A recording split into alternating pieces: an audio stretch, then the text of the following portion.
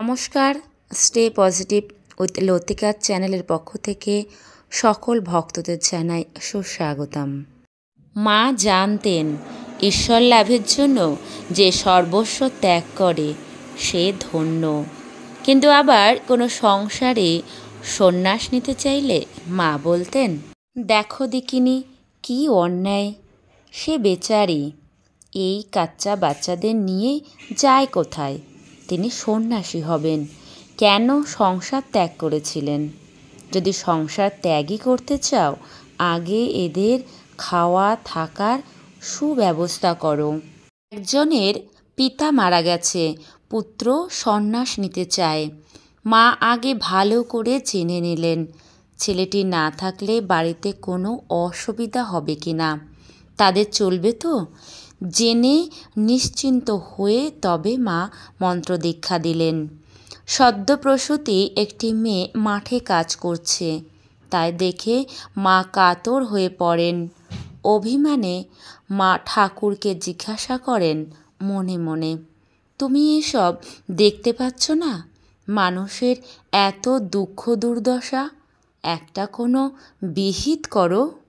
মা ছিলেন সামাজিক বিধি নিষেধের ওপরে, তাকে গণ্ডি ভাঙা মা বলে ভক্তরা অভিহিত করেছেন।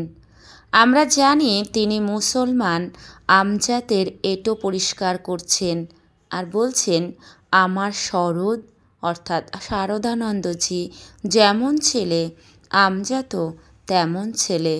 শ্রীরামকৃষ্ণের মতো তার প্রেম ও কৃপাও অচণ্ডালকে ধন্য করে প্রবাহিত হতো।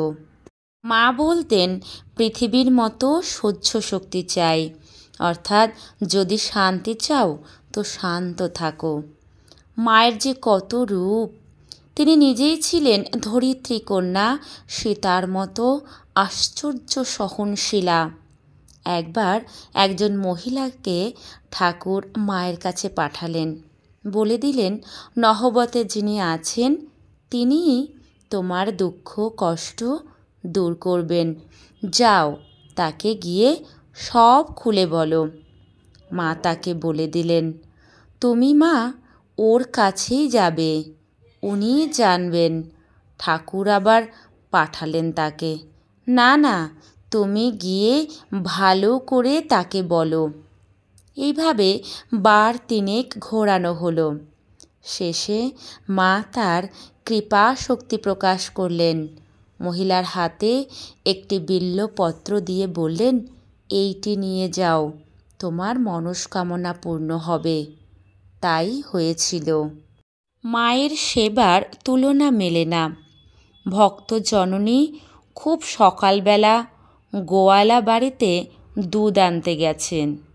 বাতের ব্যথায় হাঁটতে কষ্ট হচ্ছে। জিজ্ঞাসা করলে বলেন, কলকাতা থেকে আমার সন্তান কজন এসেছে, তাদের সকালে চা খাওয়ার অভ্যাস, তাই দুধ নিতে এসেছি। অসুস্থ শরীরে নিজের হাতে তাদের বিছানার চাদর কাচ্ছেন। এ কি করছেন? ময়লা বিছানাতে ছেলেরা শোবে কি করে? কষ্টকে কষ্ট বলে মানছেন না। আরেকটি ঘটনার কথা বলি। জয়রামবাটিতে জগদ্ধাত্রী পূজার পরে ভক্ত ত্যাগী সন্তান যারা এসেছিলেন তারা সকলেই ম্যালেরিয়াতে শয্যাগত। মায়ের তখন চিন্তা ও উদ্বেগের অবধি নেই। কেবল বলেন, মা গো কী হবে? ছেলেরা সকলেই পড়ে পড়ে ভুগছে। সমস্ত কাজ করছেন, আর একটু অবসর পেলেই দরজায় গিয়ে রোগীদের দেখে যাচ্ছেন। গ্রামের দুধ দুষ্প্রাপ্য। মা তখন বাড়ি বাড়ি ঘুরে 1 পোয়া 8 পোয়া যা পান দুধ আনেন, পথ্যের ব্যবস্থা করেন। অন্নপথ্যের পরে মায়ের পরিশ্রম যাতে আর না বাড়ে তাই সকলে জোর করে চলে যাচ্ছেন। মা বলছেন, আর কদিন থাকো, শরীরে একটু বল পাও। তারা চলে যাচ্ছেন। মা খিড়কির দরজায় দাঁড়িয়ে অপলকে চেয়ে আছেন, চোখে তার জল। মা সকলের ইহকাল ও পরকালের আশ্রয়। কেই বা তার করুণায় বঞ্চিত। মুচি, বাগদি, ডোম, চণ্ডাল, মুসলিম, অন্ধ, আতুর সকলেই মায়ের কাছে অবাধ আশ্রয় পেয়ে কৃতার্থ হয়েছেন। এইভাবে নানা রূপে মা আত্মপ্রকাশ বিভিন্ন দেবী মহিমায়। ঠাকুর বলেছেন, মাতৃভাব সবচেয়ে শুদ্ধ ভাব। মাতৃভাব সব সাধনার শেষ কথা। মাতৃরূপে আমাদের মাকে ষোড়শী পূজার মাধ্যমে জগৎ কল্যাণের জন্য পরমাশক্তির উদ্বোধন করেছিলেন শ্রীরামকৃষ্ণ। ভারতের ইতিহাসে আদর্শ নারীর অভাব নেই, কিন্তু মাতৃভাবের পূর্ণ বিকাশ আমরা এদের মধ্যে বড় একটা দেখতে পাই না। ভারতীয় নারীর ইতিহাসে সেই অভাব পূর্ণ করলেন শ্রী শ্রী মা।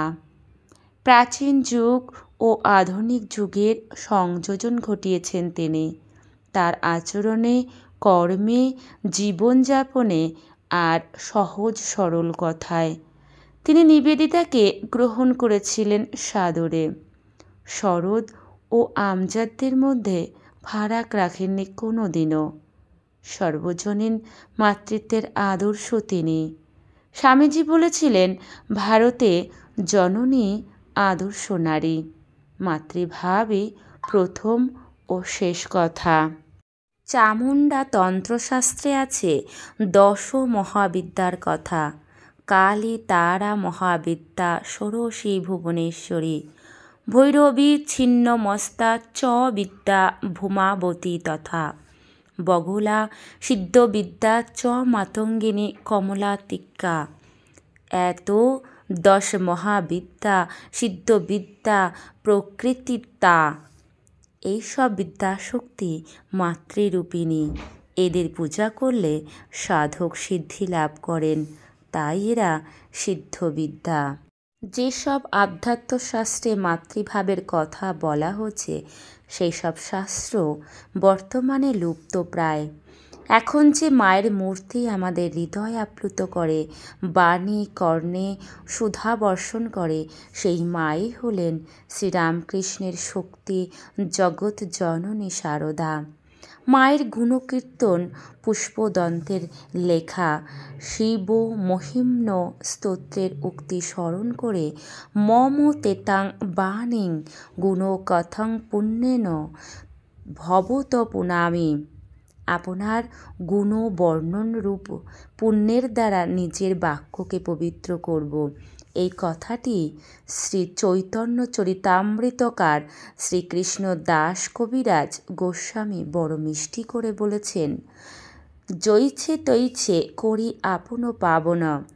আমরা আরও জানি, ভগবানের চরণ নিঃসৃত বাড়ি যেমন স্বর্গ, মর্ত, পাতাল 3 লোক পবিত্র করে, তেমনি ভগবানের কথা 3 পুরুষকে পবিত্র করে, বক্তাকে, প্রশ্নকর্তাকে ও শ্রোতাকে। আর এই ভূমিকার উদ্দেশ্য শ্রী সারদা মায়ের গুণকীর্তন করা। মা একদিকে যেমন অসুর দলনী, অপরদিকে ত্রাণকারিণী। হরিষের কুবুদ্ধি দমনের জন্য বগলা মূর্তি, আবার তেলোভেলোর মাঠে ডাকাত দম্পতির কাছে কালী রূপ ধারণ করেন। বহুরূপিণী মা সারদা, তার নিত্য শুদ্ধ আত্মা ভক্তদের কাছে আরাধ্য দেবী মূর্তিরূপে দেখা দিয়েছে। আমরা যে সমস্ত দেবীকে আরাধনা করি, মায়ের চরিত্রে সেই সব দেবীর প্রকাশ ঘটতে দেখেছেন অনেক ভক্তরা। শ্রীরামকৃষ্ণ 2টি শিক্ষা পেয়েছিলেন। প্রথমত, শ্রীমা যে মাতৃভাব প্রকাশের জন্য আবির্ভূতা, যে কথা স্বয়ং শ্রীরামকৃষ্ণই বারবার বলেছেন, তা যেন তিনি নিজের উপর স্বেচ্ছাবরণ টেনে বিস্তৃত হয়েছিলেন। মা জানালেন, সে কথা এর বিস্তৃত হওয়া উচিত হয়নি। দ্বিতীয়ত, শ্রীরামকৃষ্ণ নিজের আবির্ভাব সত্ত্বেও যেন বিস্তৃত হয়েছিলেন। তিনি যে কোনো একজনের নয়, সকলের জন্যই তার ভুবন পাবন রূপ। তা স্মরণ করিয়ে দিলেন মাতা ঠাকুরানী। যদিও আপাতত মনে হয়েছে শ্রীরামকৃষ্ণ সূর্যের আলোকধারিণী চন্দ্রমা স্বরূপিণী শ্রীমা শারদা, কিন্তু প্রকৃতপক্ষে তাদের ক্ষেত্রে দুই নক্ষত্রের আলোক বিনিময়, ব্রহ্ম ও শক্তি অভেদ। মা পূজার আসনে অসামান্য সেই প্রহরগুলি, শক্তি যেখানে শান্তি এবং শান্তি যেখানে শক্তি, যে কোনো শক্তির শান্তি তা কিছুটা বোঝা যাবে স্বামীজির শান্তি কবিতা থেকে।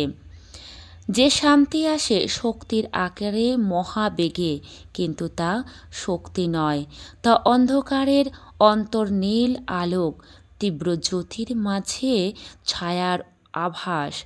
আনন্দ তা অনিবর্চনীয়, বেদনা তা অনুভূত, অমর জীবন তা অযাপিত, নিত্যমরণ তা অশোচিত, তা সঙ্গীতের সম আর পবিত্র ছন্দের জ্যোতি। মুখর ভাষণের অন্তরের নৈশব্দ বাসনার উচ্ছ্বাসের তরঙ্গ মধ্যে হৃদয়ের ক্ষান্তি ও ধৃতি। নয়নের অগোচর পরম সুন্দর সে, অগীত গীত আর অজ্ঞেয় জ্ঞান। জন্মতরঙ্গের অন্তরঙ্গ মৃত্যু, ঝঞ্ঝার শিরে সে নিশ্চল নিরোধ। সৃষ্টিগর্ভ মহানেতি, সেখানে নিত্য ঝরে হাসির কারণ।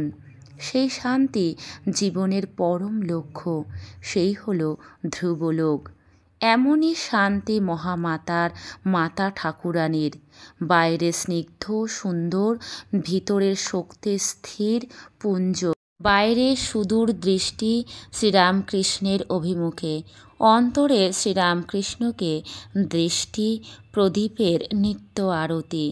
পূজার আসনে আসীন মাতা দেবী। এই কথাগুলো আজকের মতো সমাপ্ত করছি। আমার উপস্থাপনায় মায়ের কথাগুলো কেমন লেগেছে অবশ্যই আমাকে কমেন্ট করে জানান, এবং যদি ভালো লেগে থাকে তাহলে অন্যান্য ভক্তদের মধ্যে শেয়ার করে দেবেন। ঠাকুর, মা, স্বামীজির আশীর্বাদ সকল ভক্তদের উপর বর্ষিত হোক, এই প্রার্থনা ও কামনা করি। ভালো থাকবেন, সুস্থ থাকবেন। নমস্কার।